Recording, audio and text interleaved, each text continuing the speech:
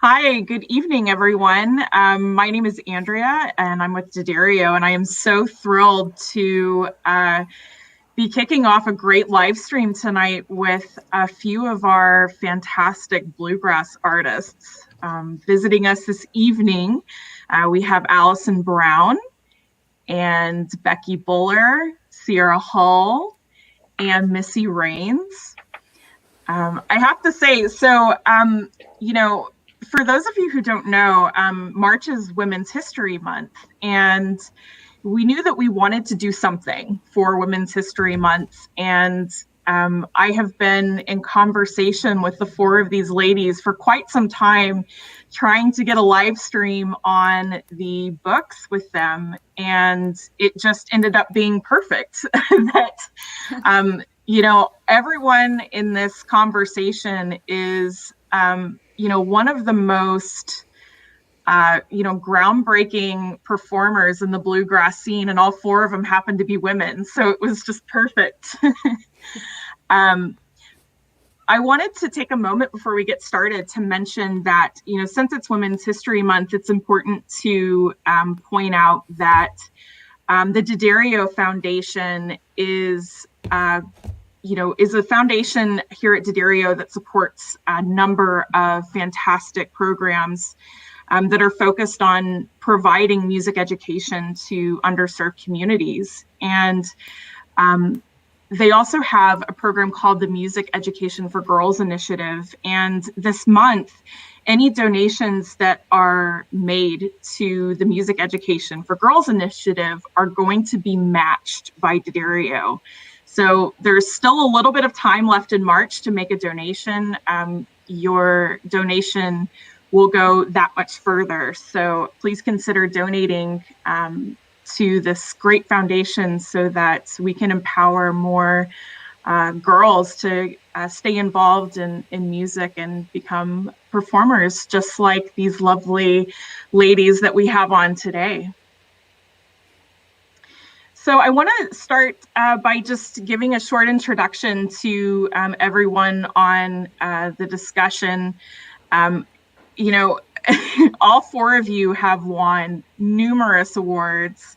Alison, you're a Grammy-winning banjo player, producer, composer. You also have an MBA from Harvard, which I was really interested to find out.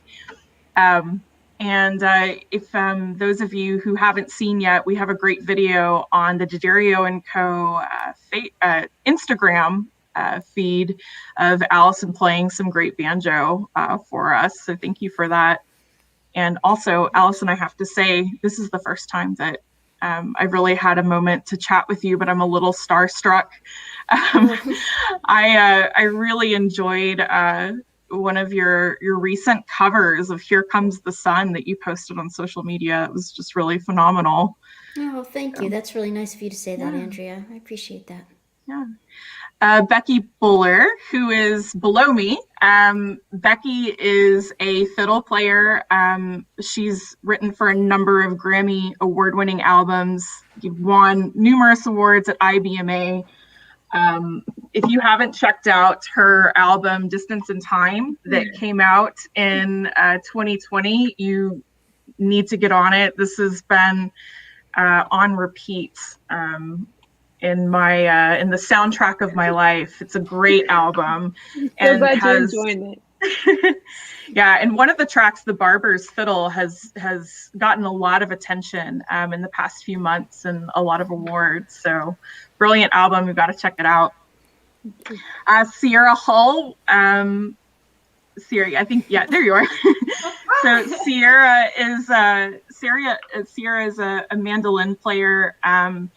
What's really cool about Sierra is you're very accomplished for a young player. You've done a lot in a very short amount of time. I think that you were nominated for a Grammy in your early 20s. Is that right? Yeah. Mid-20s? Yeah. So that's pretty amazing. You also had an album that came out that is 25 Trips, correct? Yeah, that's the album that came out last year. Yeah. And again, just like it was talking about with Becky, just lots of great accolades for the album. She's really doing great things. Missy Raines on the far right here, a Grammy-nominated artist. Royal Traveler, your album, got some Grammy attention this past year, and you've won loads of awards through IBMA. And again, Missy, I'm always a little starstruck when I get to talk to you because I have a Spotify playlist of your tracks that accompany me in all sorts of various activities. So it's great to have you. Thanks. I'll just throw in, Alison produced that album of mine, Royal Traveler, and also Becky is the only person, not just in this group, but the only person to have won both a vocalist award and an instrumentalist award in IBMA. So there's a category for that, but and she's it.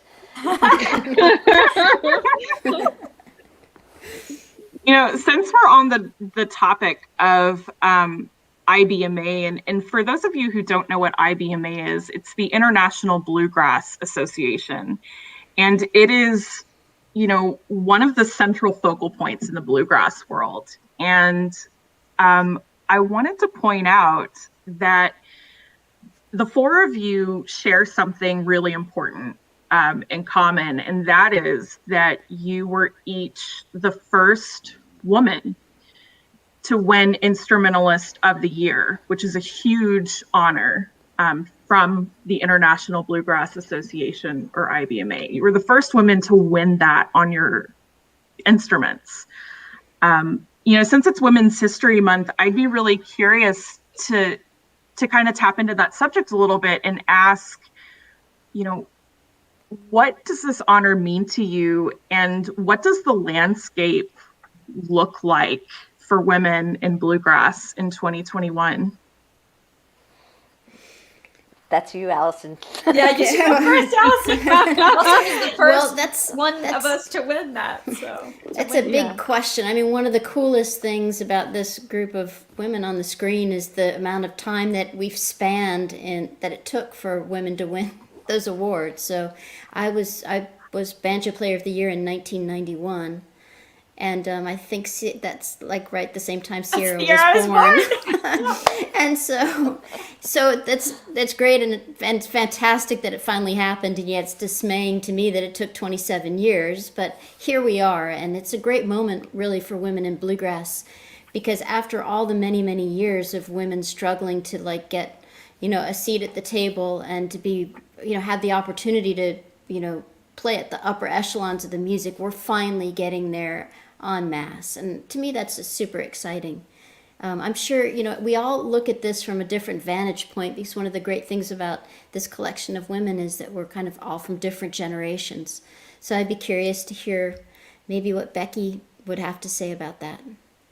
Well, I'm just floored that I've ended up being the first female fiddle player to win that award, because Alison Krauss, I can't believe she didn't get it, or Lori Lewis. There's just so many great fiddlers out there, and I'm so excited for Deanie Richardson, who's the reigning fiddle player of the year for the IBMA. So glad that she got it. She's incredible.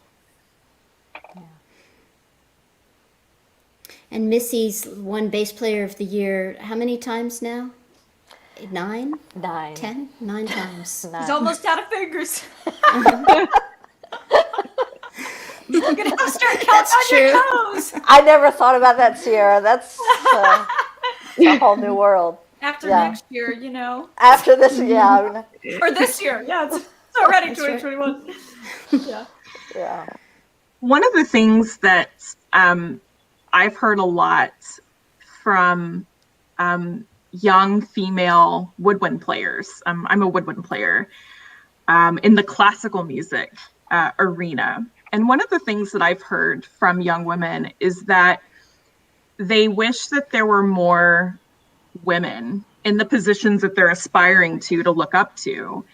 And so I'm curious, the fact that it did take so long for women to win, these awards at IBMA. I'm wondering if there were particular female performers or mentors in your own lives that you admired and helped you envision yourself as not just a great performer, but as a band leader as well. All of you are band leaders.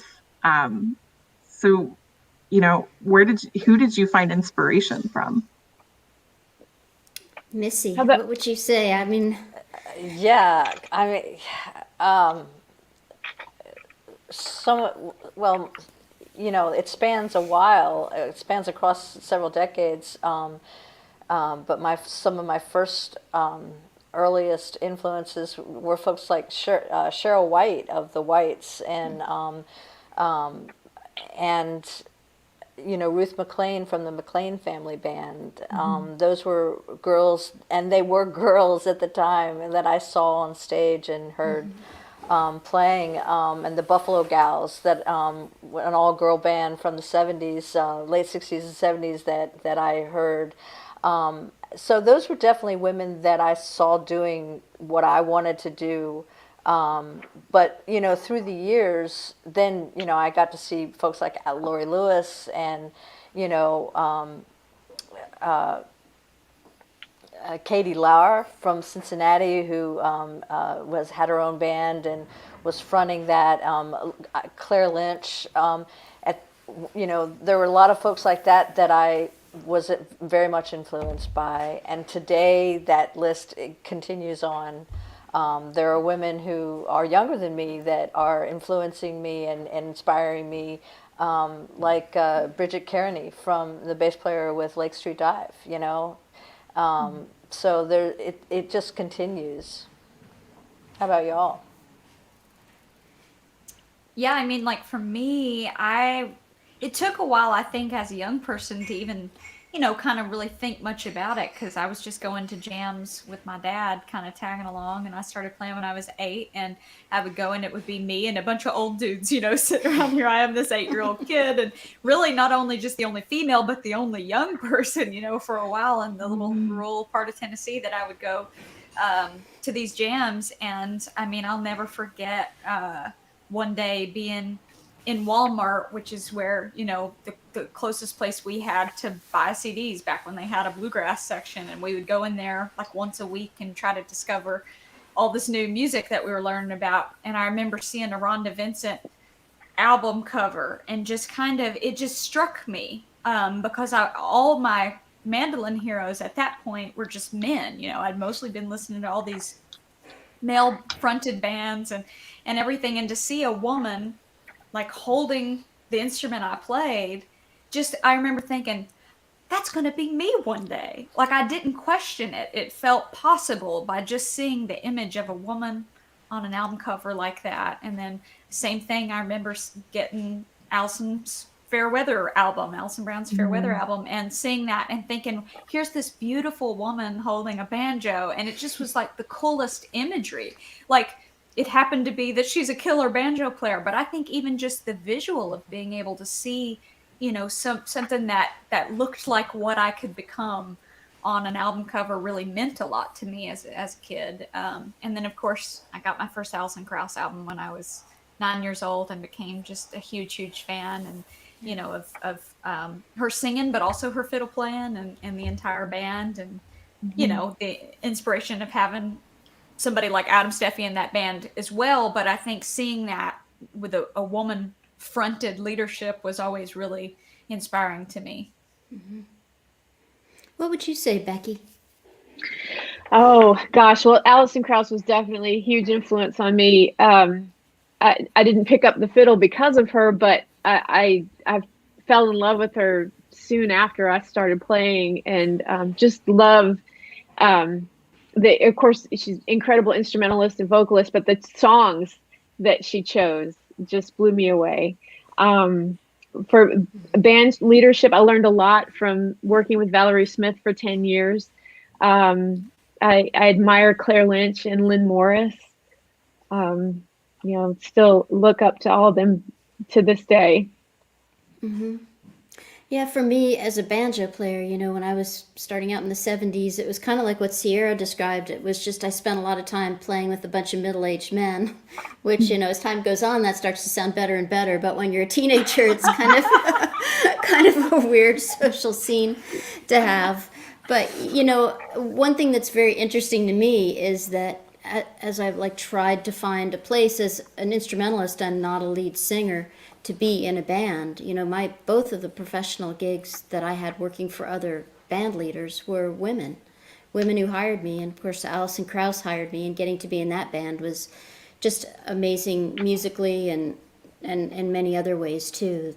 And I'm just very cognizant of the fact that she created that opportunity for me, and that's why I'm just so excited about the moment that we're in as women in this music, and the fact that we can then turn around and try to create those opportunities for the women that are coming up, after us. And there just weren't enough of us back in the 70s when Missy and I were starting to really affect that much change. But I really feel that we can now. And some of the young women that are coming up, and the people who are inspiring me most on the banjo, some of them are young women, which is just the greatest.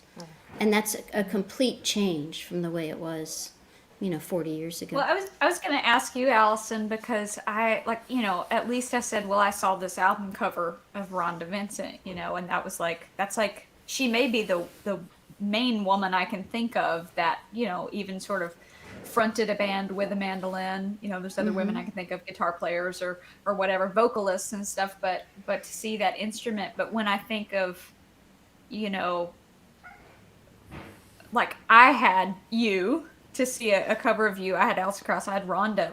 Did you see other women playing banjo? Because I feel like even, me coming along a while after you'd already been winning awards and stuff, it still feels a little bit like a unicorn, or it did for a while, even when I was a kid. And I know the scene's different now, but was there ever just even the imagery of seeing other women play the instrument at jams or anything? Or what made you think, oh, I'm going to do that? Well, part of it is that I was in California, so I think that the ideas of what bluegrass music was and what it could be were more liberal than it would have been if I'd maybe grown up in Appalachia, there was a stricter idea of what bluegrass music was. And there were other women that played, but there were no other women that were great players. That usually they played banjo, but they were mostly a singer or whatever. Right. So yeah, really the people that I looked up to on the banjo, they were really all men. But that's now not the case anymore, which is such a beautiful thing. I mean, I kind of feel like with the banjo, the mandolin's like that too. You're the one on mandolin. I'm not sure. I know that there will be other women that can play great mandolin, but you're the icon for women coming up on mandolin. Wow. Which is awesome. Yeah. That's nice. Oh, it's true. And Sierra, congrats on your Grammy nomination this year. Yes, Oh, outstanding. Yes, that's awesome. Yeah, I fantastic.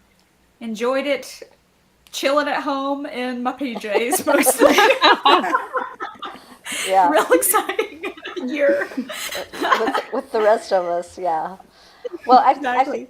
I think it's interesting, the conversation about being inspired as an instrumentalist, but also the inspiration behind becoming a band leader, because that is like Alison and I have had this conversation before many times, that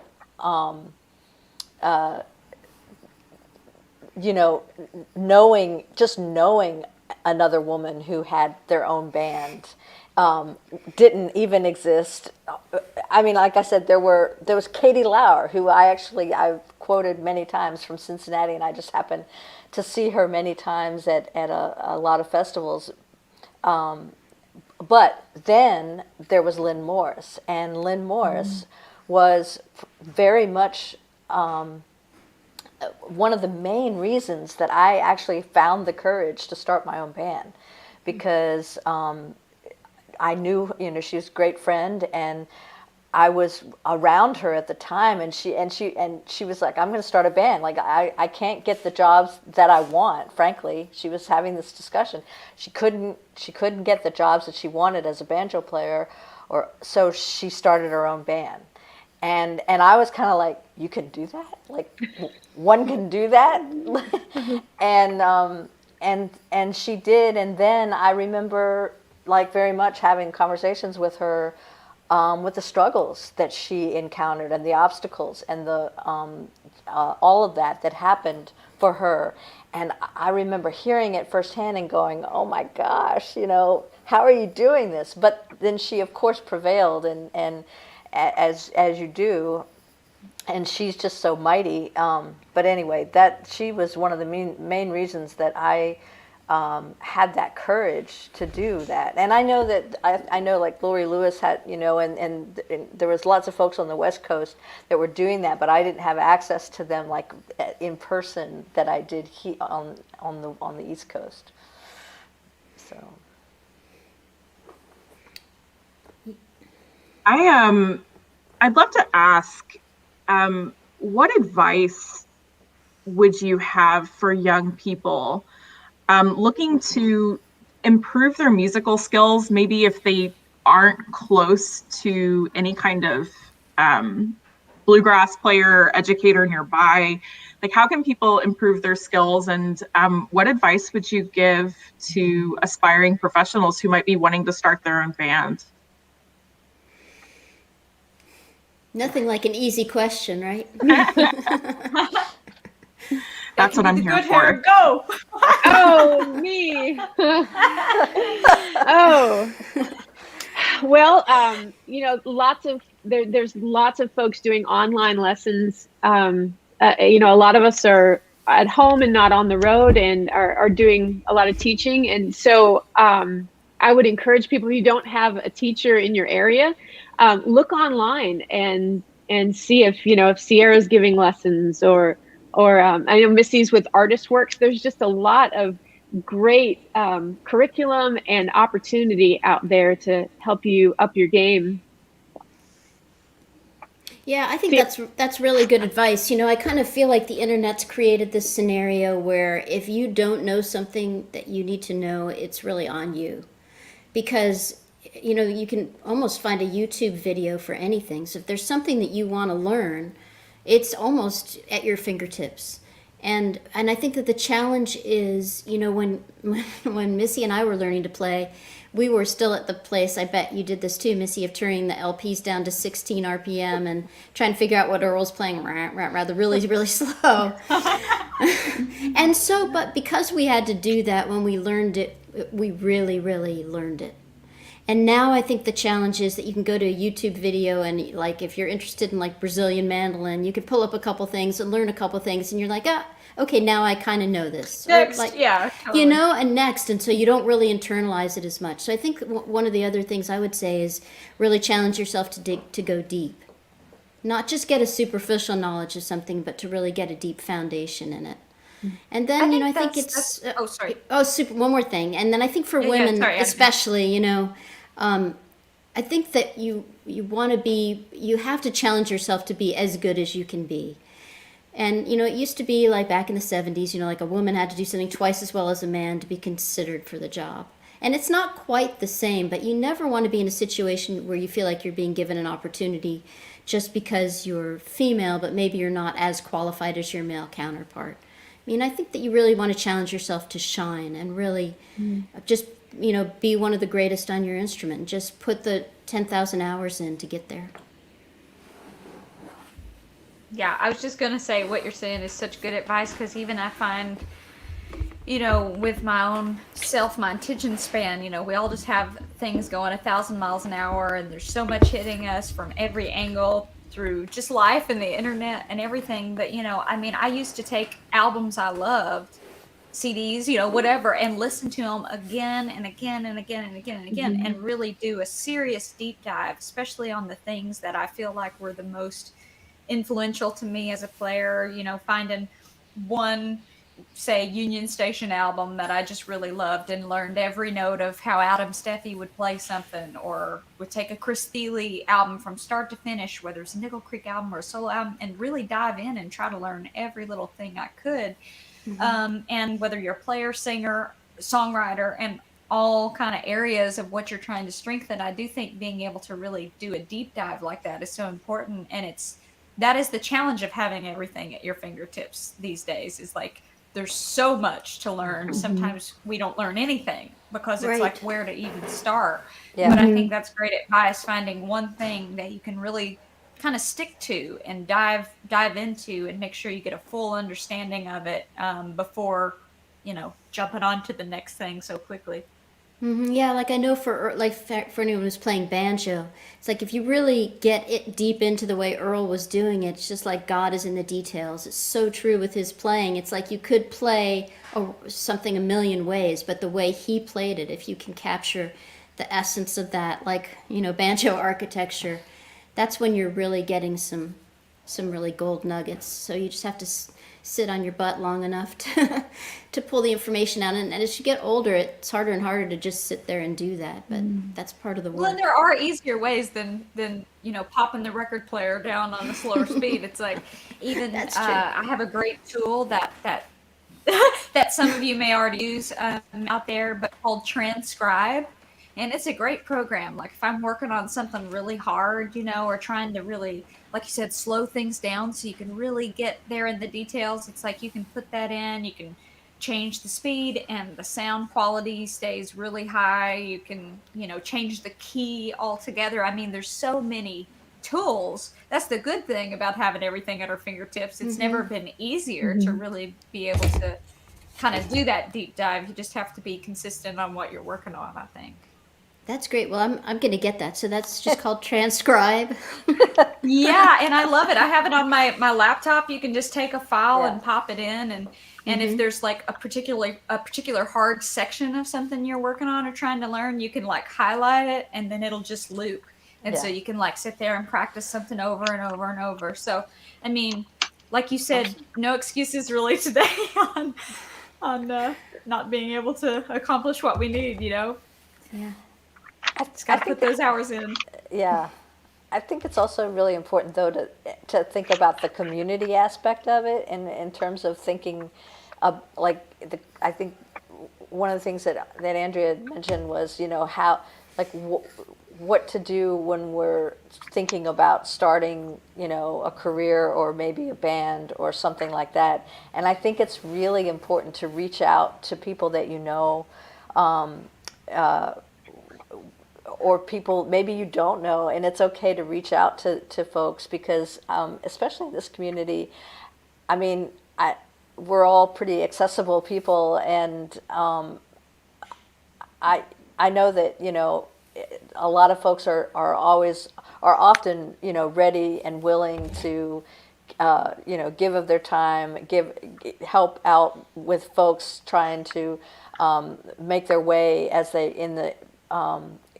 they make decisions, but also just within your own community, reaching out to talking with, at your jams, if you're going to if you belong to a local association or various things like that, and talking with different people about what's going on and what they may be involved with. Boy, I'm having a heck of a time with my earphones. I don't know if y'all are noticing that. They keep falling out. You're sounding good. Oh, thanks. I actually have like wireless earbuds, but I forgot them, so it was too late. Anyway, but I just think community is really important, so that whatever fosters that community, within your group.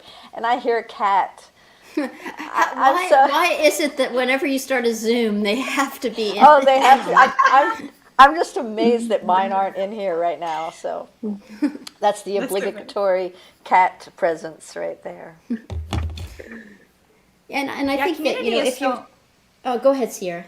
No, after you, Alison. Sorry. I was just going to say, just from a practical point of view, if you're starting your own band, you also need to be thinking about building your audience, and obviously there are almost as many tools for that as there are for learning what you need to learn on your instrument. But knowing who your listeners are and keeping track of them, whether it's by email or likes on Facebook or all those kinds of tools, that's incredibly valuable too. Just building your fan network as well as your community. And also, if you're going to start your own band, kind of get a plan together. Get a year plan, get a 5-year plan, maybe a 10-year plan, and think ahead. Know how you want to conduct your business, and get that all in writing to just, put it down so you know how you want to go about this, and you'll find that to be very helpful. Yeah, I was just going to kind of chime in a second ago and kind of further what Missy and Alison were saying about community, because, you can be the best musician in the world, but if no one knows that, the phone's not going to ring for you, or those opportunities aren't going to come. So I do think being part of a community is so important. I mean, that's how so many doors have opened for all of us, whether it was going to a jam, like starting at a jam because you love it or whatever, and then somebody says, oh, I really need a bass player. Oh, I know somebody. I just, saw Missy Raines the other day, kind of trying to be somewhat present in your community, and everything can make you be at the forefront of people's minds sometimes too, because I think, there are a lot of people that could be options to be called for things, but being present and, around in the community is kind of important, I think. I have to say that as a first-time attendee to IBMA this year, I was really touched by how open the bluegrass community is, and how family-oriented it feels, that you can approach, any musician, no matter how famous they are, and chat with them and have them be willing to share their expertise. So I definitely felt that as a first-time attendee to IBMA, exactly what you're talking about this community. So definitely would encourage anyone listening now at home to take advantage of things like IBMA, so that you can have opportunities to talk to all of the people on this live stream today, because all of you have been very open and very sharing of your time. I would just throw in, sorry, but to that point, I think it's really it's a great point to make of involvement, and IBMA specifically is a professional development organization, so it's geared specifically for that very thing.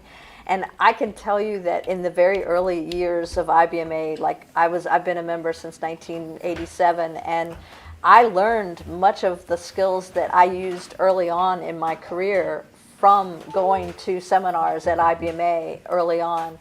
But not just IBMA, but any organization within your your local community is an important place to be involved, and also keep your expectations in check, because it's a slow process.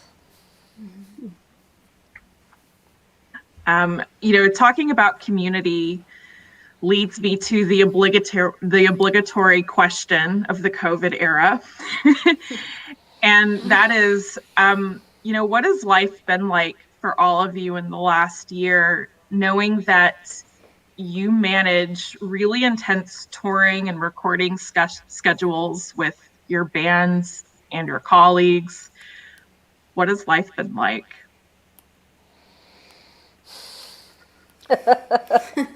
I'll exit now.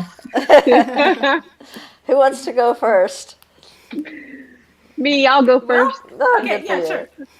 All right. Well, I have to say, last summer I really got down because it was just so discouraging, between being grounded by COVID and losing a couple band members and trying to figure out how to audition people in the era of COVID.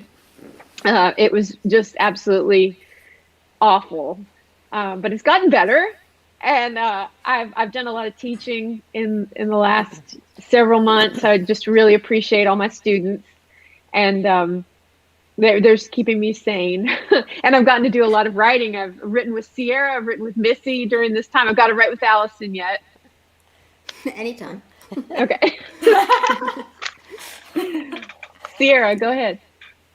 Oh, well, for me, I had a record come out right at the beginning of all this. So I had a record come out at the end of February, and then 2 weeks later, I was just starting the album tour, really. I mean, I'd been out for about, I don't know, 3 weeks promoting the record, and then had probably 40 something more shows ahead of me, like a really busy stretch, at least just in the couple months, leading after the record came out, and just all of that kind of went away. And it was frustrating, of course, to have a record come out like that, because I was pumped and excited to get to go out there. But it wasn't just me; it was happening to all of us. So I think that weirdly softened it a little bit to have, it's not like I broke my arm and couldn't go on tour. It was like, this is just something we all had to deal with. So, I think there was a lot of positives about this past year we've had for me, just in getting to be home for the first time in forever. I think that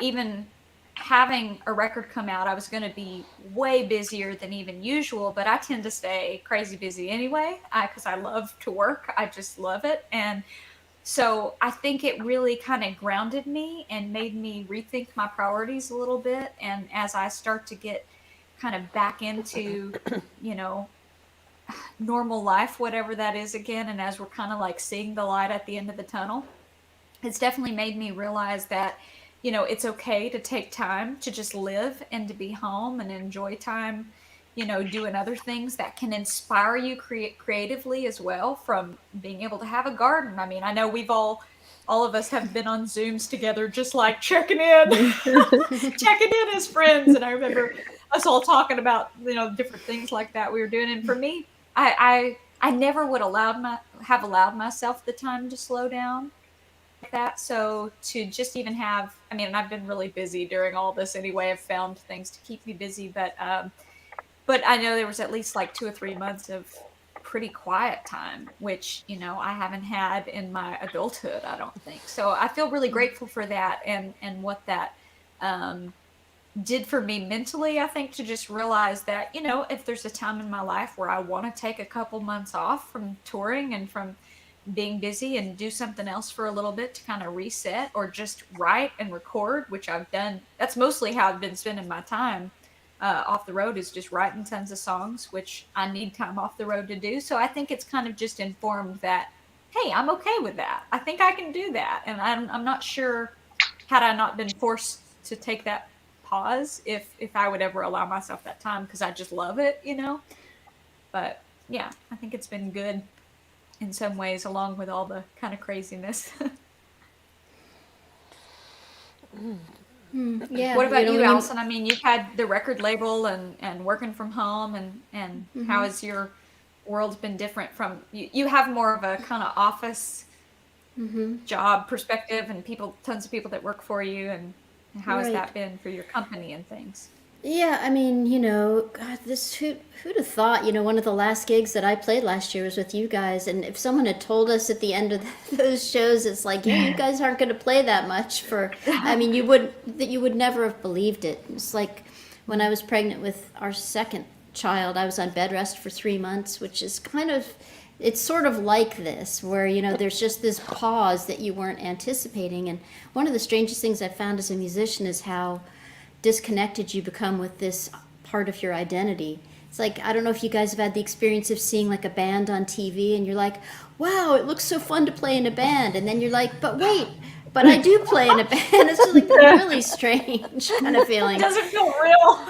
It doesn't feel real. And then it's like, just like, the muscle memory of, the few things that I've done where I have played with other people. It's like you can feel as time goes on, those things become harder and harder to do. Like you're like this boat that's drifting further and further away from the shore of kind of that part of your identity. But on the business side, obviously it's challenging, but I just have a tremendous, I mean, I don't know how people have made it through this time who have just relied 100% on touring for their income. I mean, I really feel for all of our artists. It's like on the music selling side, yeah, everything's down because artists aren't on the road, but people are still at home consuming music, and our employees can still work from home, except for our fulfillment team, and since we're considered an essential business because we have an online operation, those folks got to go to the office, all the time. They weren't, they didn't have to stay home. And we've managed to keep it going, but really my heart has just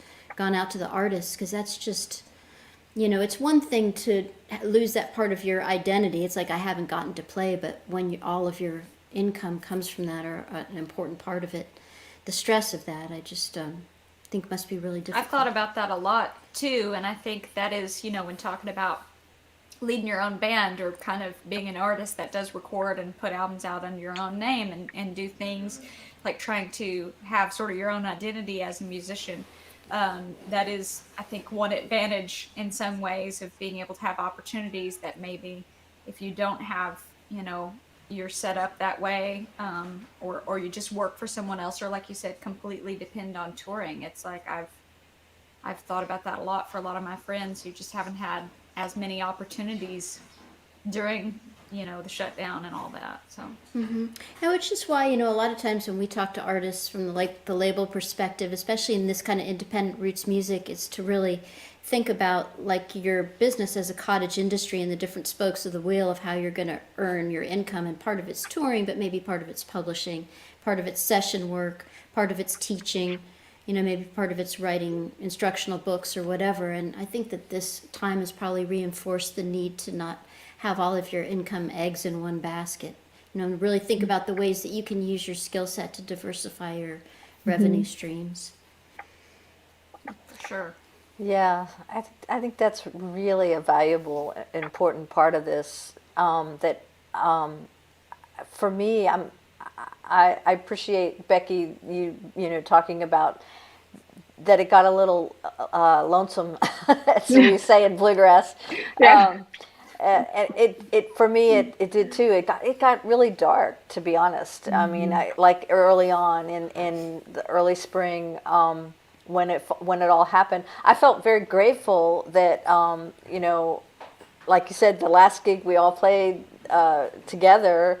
And then I went out to the Grammys. I'll just okay, I'm gonna drop that. Yeah, I did. I got to go to LA. Yes, you did. Yes, I did. And then it just I did one more tour or something, and then it all the bottom fell out. But I've likened it to the musical chairs thing. It's like the whole world, we were all walking around a bunch of chairs and the music was going, we're playing the game. And when the music stopped, everybody just fell where they were, basically. And for some of us, we were here. For some of us, we were here. Some of us were on the floor. And I felt so bad for you, Sierra, because I knew your record just had come out. My record had just kind of ended its cycle, so to speak. And yours was just about to come out. And there was everybody else's somewhere in between. And I think that's the sort of the unfairness of this whole thing, and how it left us all in different positions. But I spent some time just really going out in the yard, gardening, and doing all that sort of thing. But just to put to the point, the reconnecting with myself and giving myself that time was so important. And then I started writing, and as you said, Sierra, I never would have given myself that time. I've always asked for that time into the world, but I never would have actually given myself that time. And so that's what I've been doing too, is writing and working on things that I normally wouldn't have had the gift of time to do. So that was I feel very grateful for it all, but and I never would have done it on my own. So it feels, because I think there's a guilt associated with rest. When you do the work we do, it's sort of like it's a lifestyle more than a job where you're logging hours. You just you don't turn it off. It's just and I love it because it means we're all passionate about it and we're doing the work we love. But at the same time, I can get in my talk about dark places if I'm just kind of sitting around twiddling my thumbs, because I think it's easy to just feel like I'm supposed to be doing something. Oh, I'm totally. Writing a song or working on something, and if I'm not, how dare I take time to just sit down with my husband and watch a movie, Right. And so I really, it's been good for me to go, okay, we all need this as Right. human beings. We all need it. And- We need like some grounding, and you know. Anyway, I love that struggle's real. one of the things that we did, we passed around recipes, and I just love that. Thank you. I can't remember who started that, but Yeah, I think you doing it might have been Sierra. Okay. I have Yeah, to know I'm what big into the recipes old were shared. Yeah, well, I tell you what, I'm ready for some more. It's like I think I'm on dinner 300 and whatever 92 in a row. So. Yeah, I know. But it's true. We don't give ourselves this credit. You said something. You said, Sierra. It's not like I broke my arm and then went. Like I did break my arm and I went on tour anyway. That's how Exactly. That's how Even crazy that's we not gonna are. stop you. Yeah, totally. Well, And I already feel it kind of trying to get back. Like I feel like I've been so busy these last few weeks that I'm just like running around like a crazy person, and I'm not on tour. I'm not even touring, and I just can't seem to get through the to-do list. So even before things kind of get back to some sort of normality, I find myself going, okay, remember what I told myself a few months ago about how, I envisioned the way I want things to be once we get back to a busyness and the things that are important to me and that I want to make sure I'm putting my time on. It's just easy to kind of let it all become chaos again. So I'm hoping at least this time for me personally will help me just keep that in check a little bit, because I do know what it feels like now to just be a little bit slower in my life, well, I'm sure that I'm speaking for everyone who's watching, that it feels a little reassuring to know that all of you have experienced the same kind of doubt and darkness that all of us have. It's just makes everybody feel, I think, a little bit less alone. But there is a vaccine on the horizon, so I think that things will hopefully be getting back to normal as we see more mass inoculations. And I'm curious about your projects that are coming up now that it looks like, I hope that we're exiting the COVID era. Getting there. I'm very optimistic on a Monday. We're getting there. We just can't blow it yet, but we're getting there. Yeah. Yeah, although it's still not clear at all what this summer is going to be like. I don't know what you guys are seeing in as far as festivals that are still playing, or what's kind of the consensus.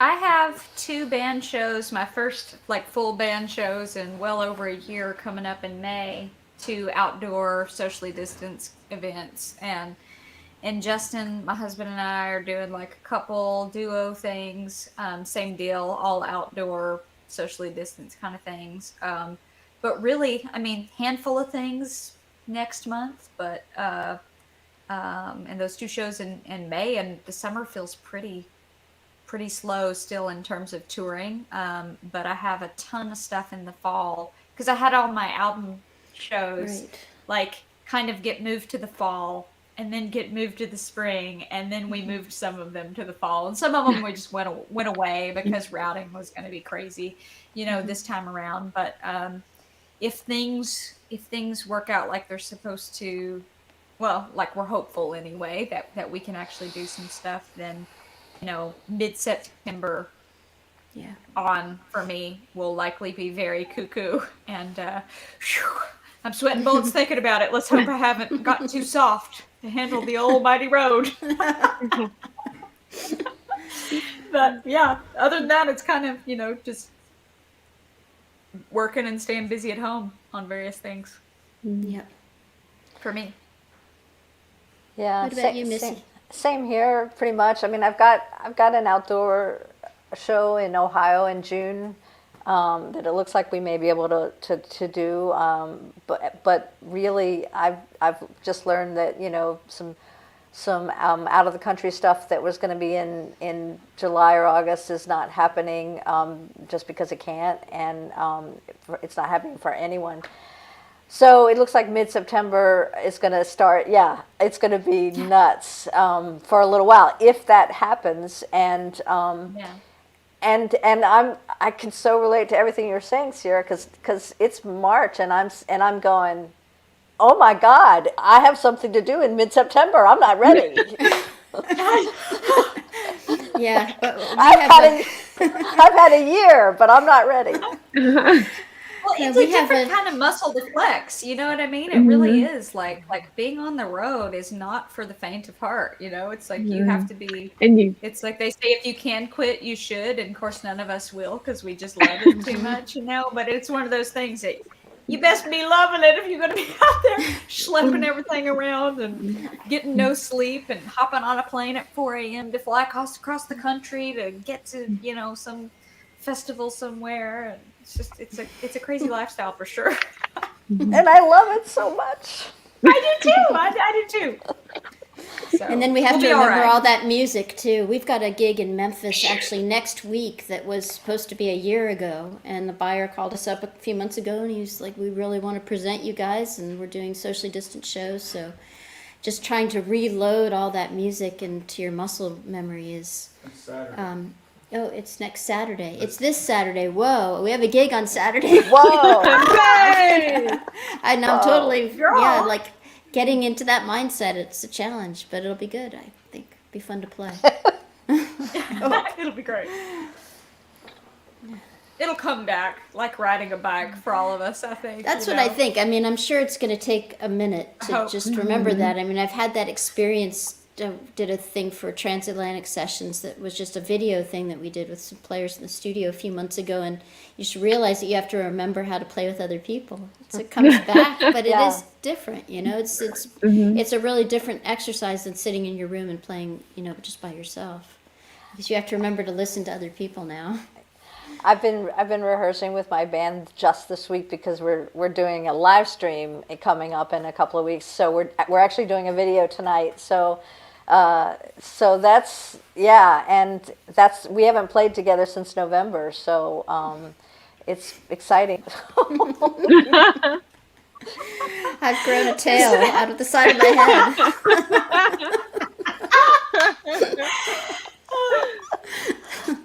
Aren't you going to miss these good times? I hope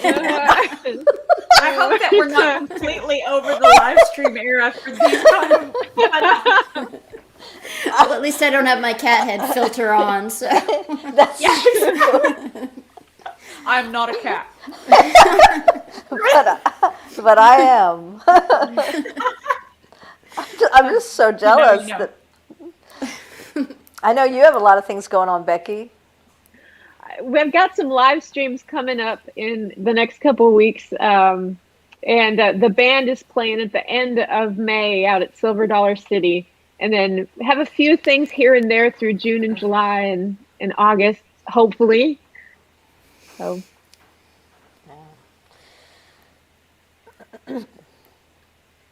Yeah, I just kind of at this point, I'm like, okay, I'm not holding my breath too much, but definitely trying to make sure I'm kind of keeping an eye on what's still happening and what leaves the calendar, what's staying for now, and just trying to kind of keep in the back of my mind kind of what I need to prepare for. But yeah, I know it's even thinking about getting back to that much stuff in the fall definitely requires you to kind of start working toward that right now, so hopefully it happens. Yeah. Alison, I'm throwing up your Instagram profile at the bottom so that people can follow you. All of you have so much going on. So it's for those of you watching, it's worth making sure that you're following each of these artists on Facebook, Instagram, Twitter, to stay up to date on everything that's going on. There's singles coming out, lots of live stream opportunities going on. So definitely keep in touch with all of them.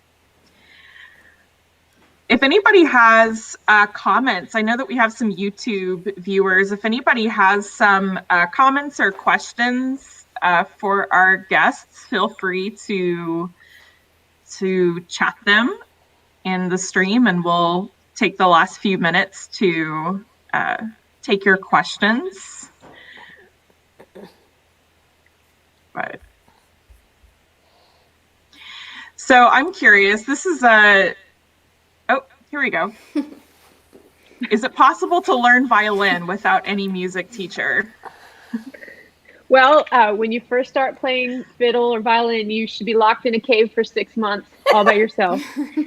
And if you come out sane, you're going to be a great fiddle player. But there's lots of YouTube videos out there, lots of resources available to learn on your own. It just depends on what kind of learner you are. Sometimes it helps to have a teacher just to get you started, so you get good technique, healthy technique. But maybe you're somebody that can pick things up on your own with the videos. So Thanks, Becky. And Becky, you're giving lessons, right? I am. I'm teaching on Tuesdays and Wednesdays. And Are you taking more students? I have room for maybe a couple more. Well, there you go. Well, we can go ahead and wrap up. I just want to remind everybody about the D'Addario Foundation. This is a great opportunity to, to make a donation of any amount, large or small, and have them meet your donation. The foundation works with so many great programs. As a matter of fact, some of you on the live stream might be aware of Girls Right Nashville. Mm-hmm. Have any of you worked with Girls Right Nashville? Yeah, we've had them in our studio, actually. Yeah. So, Alison, do you mind talking a little bit about who Girls Right Nashville is, like what that organization is? Actually, you may be more familiar with them than I am. We just have made the studio space available for them to record their songs. Oh, that's great.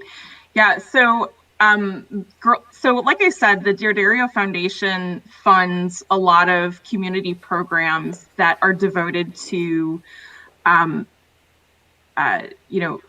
giving music education to underserved communities, and to also programs that are dedicated to educating girls and empowering young women to become musicians. Girls Right Nashville is based in Nashville, and it is a nonprofit mentorship program, and it provides girls in the Nashville area with resources that they need to learn about songwriting and producing. And one of the cool things that they do is I think every year they work on an album project and allow all of the girls to, for no cost at all to them, to produce and record their own music. And so, Alison, it sounds like they came to your studio to record. Mm-hmm. It's really cool. But that's just like one type of program that the D'Addario Foundation funds. And so whenever you make a donation, that's where your funds are going, is to great organizations like that. Well, we can go ahead and wrap up. I don't see any other questions in the chat. So it was so lovely to have all of you in the live stream today. Thank you all so much for your time. Thank you for being D'Addario artists. We're so proud to be associated with all of you, and hope that we'll have another opportunity to chat again sometime. Thank you. Yeah, thank you, Angie. Yeah. Appreciate it. All right, Yeah, bye, so everybody. great to see you guys. Thanks. Bye. Bye, y'all. Bye. See you guys. Bye.